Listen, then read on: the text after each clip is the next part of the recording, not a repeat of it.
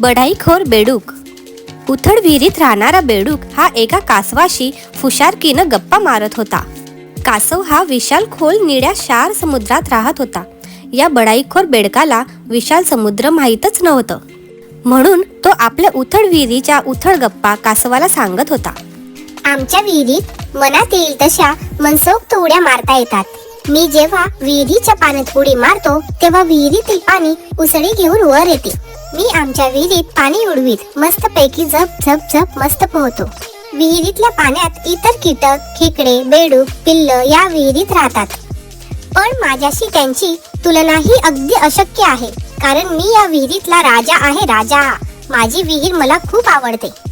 विहिरीचं वर्णन ऐकून कासव विहिरीजवळ आलं. विहिरीच्या पाण्याचा अंदाज घेण्यासाठी वाकून त्यानं आत पाहिलं. कासव विहिरीत उतरलं, पण कासवाचे पाय चिखलात रुतून बसले. मूर्ख बेडका